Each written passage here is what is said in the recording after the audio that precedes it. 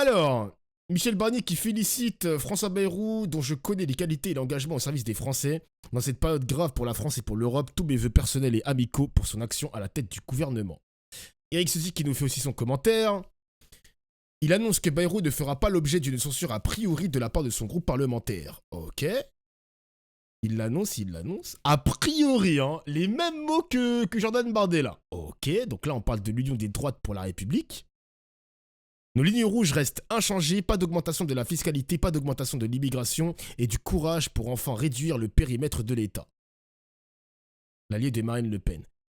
Ursula von der Leyen, présidente de la Commission européenne, félicitations François Bayrou pour votre nomination en tant que Premier ministre de la France. Vous avez toujours eu l'Europe à cœur. Travaillons tous ensemble à une Europe plus forte, plus compétitive et qui a les moyens de se défendre. Putain, mais qu'est-ce qu'elle veut, elle? Mais qu'est-ce qu'elle veut, frère? Mais tu veux quoi, gros?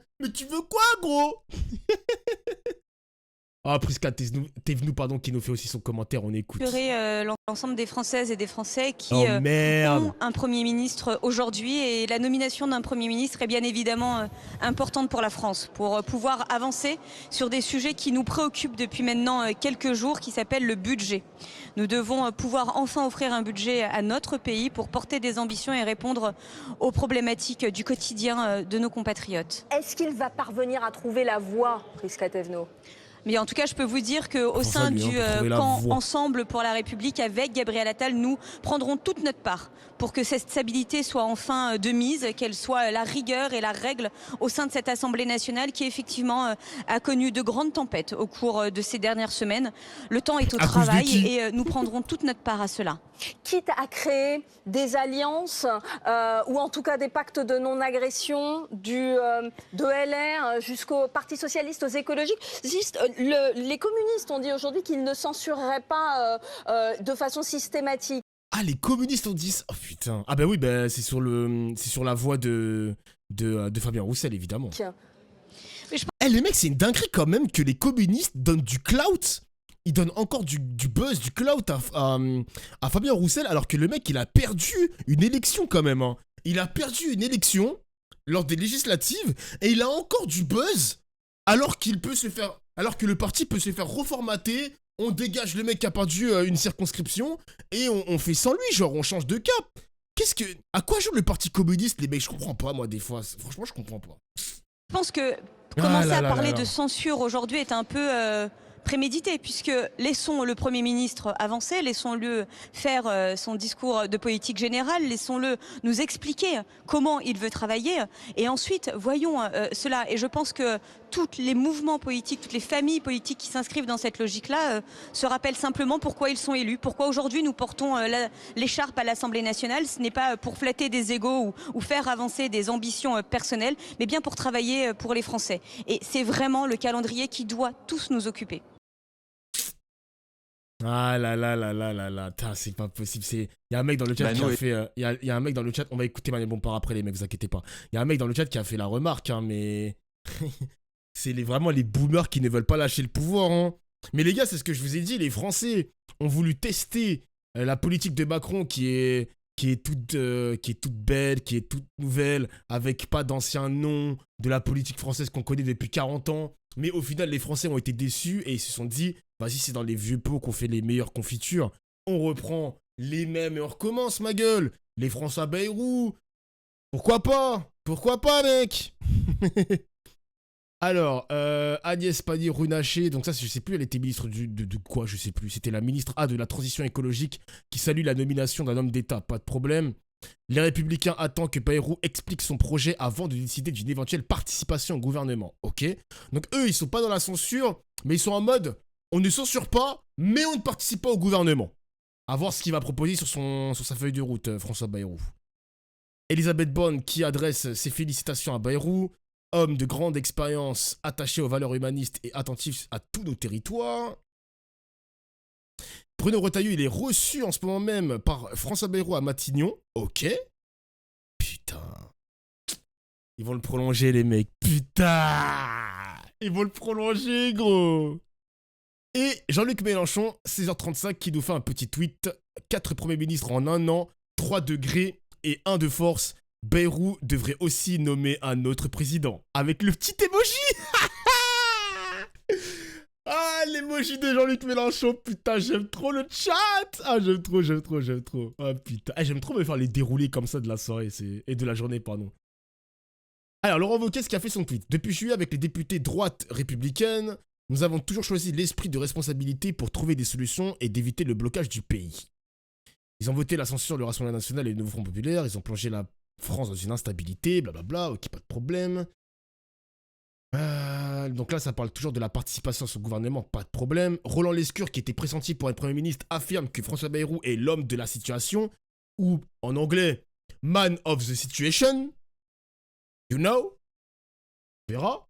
François Bayrou est arrivé à Matignon, donc là on parle de la passation de pouvoir, ok, pas de problème. Marine Le Pen qui ne renonce pas à l'outil de la censure, ok.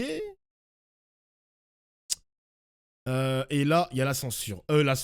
La passation de pouvoir. On va écouter un bout de la passation de pouvoir, les mecs. Et donc, votre message sur la gravité de la situation, je le reçois et je le partage.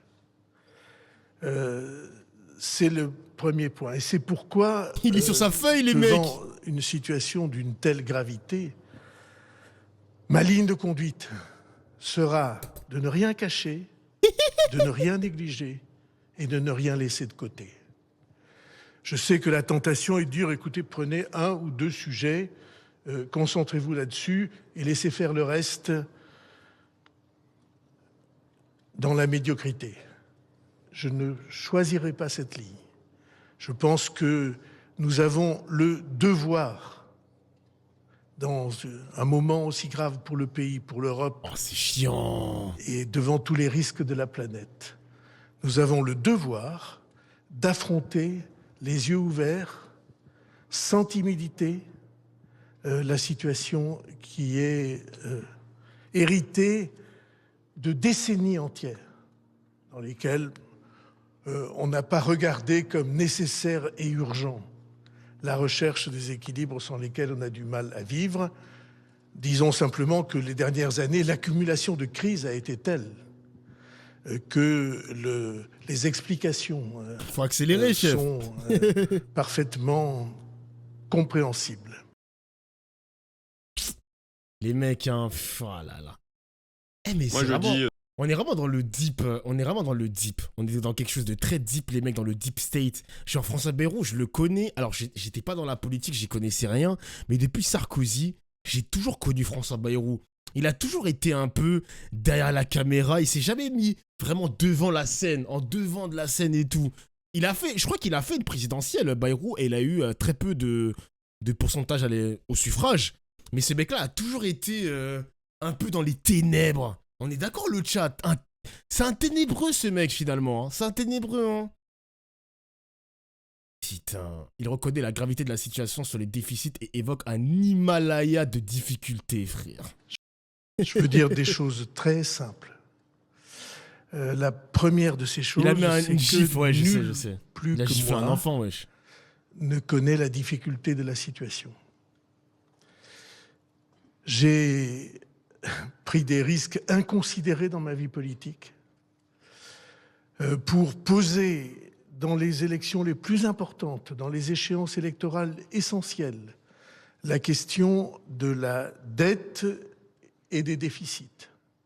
J'ai même conduit des campagnes présidentielles sur ce thème et tout le monde, nous en disions un mot avec le sourire tout à l'heure, tout le monde disait mais il est complètement fou, on ne fait pas une campagne sur la dette. Eh bien, je crois que cette question-là, déficit et dette, c'est une question qui pose un problème moral. Pas un problème financier seulement.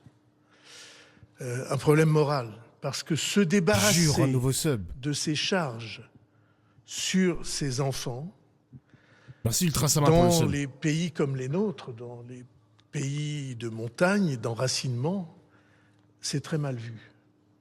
À juste titre. Et donc, votre message sur la gravité de la situation, je le reçois et je le partage. Les notes, putain, mais... Ah là là, c'est soporifique. Eh les mecs, le discours de politique générale Le discours de politique générale des François Bayrou, on va tellement pas l'écouter, gros. On va écouter que des extraits, ma gueule, hein. Bon, on va pas écouter tout le reste, hein. Il y a la passation de pouvoir. François Bayrou, il convoque Henri IV et affirme vouloir servir cette réconciliation nécessaire de la France. Ah, on a le commentaire de Gabriel Attal, on va écouter. Quand on voit évidemment les difficultés économiques internationales, quand on voit aussi les difficultés que vivent beaucoup de Français, c'est important qu'on ait un Premier ministre et bientôt un gouvernement. Ensuite, François Bayrou, je le connais, je connais ses qualités, il a le sens de l'intérêt général chevillé au corps. Il s'est toujours battu dans sa carrière politique pour rassembler les Français plutôt que les diviser et rassembler les femmes et les hommes politiques plutôt que les diviser. Et donc évidemment, je lui souhaite plein succès. On l'accompagnera évidemment avec les députés du groupe Ensemble pour la République, avec le parti Renaissance, dont j'ai l'honneur d'être le secrétaire général désormais. Tout ça pourquoi? Pour la réussite du pays. Parce que c'est bien de cela qu'il s'agit aujourd'hui. Je crois que c'est ce qu'attendent les Français. Moins de manœuvres, moins de postures, moins d'esbroufs, mais qu'on travaille sérieusement tous ensemble à leur service pour régler leurs problèmes. Voilà. Plus d'unité et moins de chances de censure finalement avec François Bayrou. Est-ce qu'on n'aura pas un scénario François Barnier numéro 2 finalement? Non mais moi, vous savez, d'abord, je veux croire, parce que c'est le souhait des Français, que des responsables politiques de différents mouvements politiques sauront se retrouver autour de l'intérêt général. Placer l'intérêt du pays au-dessus de l'intérêt des partis. Je crois que c'est ça que nous propose François Bayrou et on doit être toutes et tous derrière lui, encore une fois, sans chercher à tirer la couverture à soi, sans chercher à avoir le verbe toujours plus haut que l'autre, mais en cherchant des solutions pour les Français. Et donc vous me dites, est-ce que c'est possible? Moi je le souhaite. Surtout moi je dis la détermination des députés de mon groupe et des adhérents de Renaissance à accompagner François Bayrou pour ça. Puis on peut pas... Voilà, on peut pas... Il y a un mec, il a dit « Je suis étonné que ce connard ne prenne pas des œufs sur la tête sur ce marché. » Je te jure, gros. Il y a personne qui a la haine de Gabriel Attal sur le marché de Noël. Personne. Il y a pas C'est le choix du président de la République. Et oui, je le dis, je pense que François Bayrou, c'est la bonne personne au bon moment, au bon endroit, pour répondre aux aspirations des Français qui aspirent à une forme de sobriété, de tranquillité et surtout à une unité pour l'intérêt du pays et pour leur vie quotidienne. Eh oui, Emma, t'avais raison, Emma. T'avais raison. C'était François Bayrou. Bien joué à toi. Putain, casse les couilles, hein. François Hollande appelle François Bayrou à un dialogue avec les oppositions hors du Rassemblement National. Ok, donc même parler avec la LFI, pourquoi pas. J'entends par là hors Rassemblement National, puisque sur cet écueil qu'avait eu des difficultés M. Barnier, son prédécesseur, de voir ce dialogue avec la gauche notamment pour faire en sorte qu'il puisse y avoir une stabilité. Il s'est expliqué ce matin sur France Bleu. Ok. Bon, on a tout fait, les mecs, hein. On a tout fait.